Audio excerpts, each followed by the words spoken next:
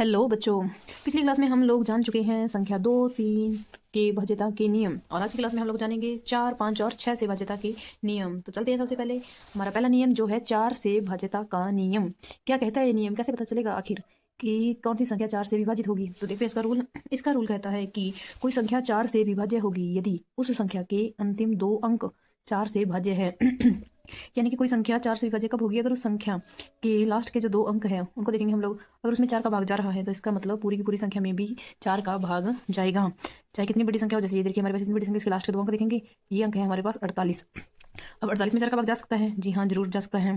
ठीक है, यानी कि इस पूरी की पूरी संख्या में भी 4 का भाग जाएगा ही जाएगा। हम लोग इसका भाग लगा के देख लेते हैं। संख्या है हमारे पास 8, 6, 5, 7, 6, 4 और 8। संख्या का भाग लगाना है हमें 4 का। तो देखते हैं हम लोग। 4 का 4 और 4 दूनी 8, 2 पे गया, ऊपर से है 6, 4 का 4, यहाँ शेषफल बचेगा 2, ऊपर से आया 5, तो 4 छिका 24, घटाओ किया 1, 7, 4 चौकी 16, उसके बाद बचता है 1, ऊपर से है 6, 4 चौकी 16, फिर से घटाओ किया बचा 0, ऊपर से है 4, तो 4 का 4, ऊपर से अब 8, 4 का 4 और 4 दूनी 8। तो इस तरीके से ये हमारा भाग है, इसमें पूरा शेषफल कुछ भी नहीं बचा।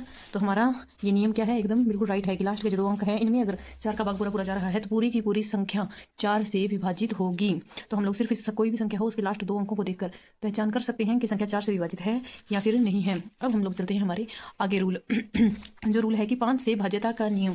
5 से भाज्यता का नियम सबसे आसान नियम। देखो इसमें क्या है, हम लोग 5 का पहाड़ा देखें। अगर हम लोग ने यहाँ लिख रखा है 5 का पहाड़ा, 5 का 5, 5 10, 15, 20, 25, 30, 35, 40, 45 और लास्ट में जाएगा 50। इस पहाड़ी के अंदर हमें एक पैटर्न देखने को मिलता है।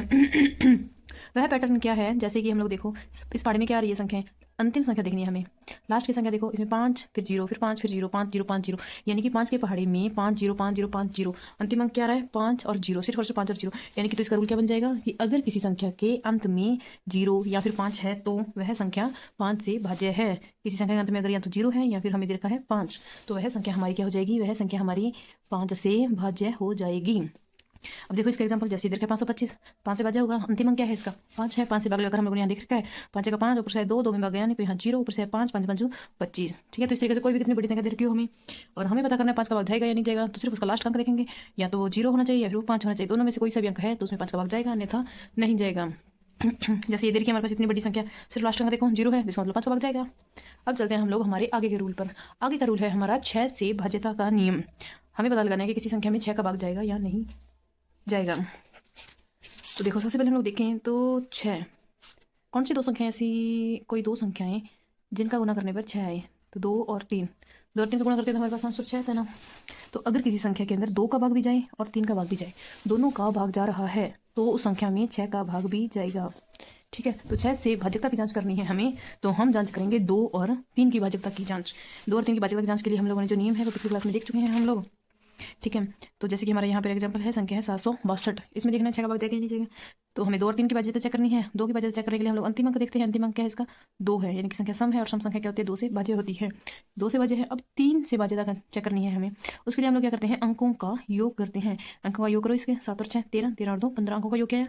15। और हमें पता है कि संख्या 15 है जो 3 से भी भाज्य है, यानी कि संख्या 2 से भाज्य हो गई, 3 से भी भाज्य हो गई। इसका मतलब यह संख्या 6 से भी भाज्य होगी। अब 6 से भाज्यता देखनी है, तो देखो यहाँ हम लोगों ने लगा रखा है इसका भाग, 6 का भाग लगाया है। 6 का 6, घटाओ किया 1, 6 6 दूनी 12, 4 2 6 7 42, यानी कि इसमें क्या है? पूरा पूरा भाग गया, यानी कि यह नियम भी हमारा क्या है? एकदम राइट है। और इस तरीके से हम लोग इनकी जांच कर सकते हैं। आज की क्लास में हम लोगों ने संख्या 4, 5 और 6 तीनों के रूल के बारे में पढ़ा है। अगली क्लास में हम लोग जानेंगे संख्या 7, 8 और 9 से भाज्यता के नियम। तो जुड़े रहिए हमारे साथ। धन्यवाद।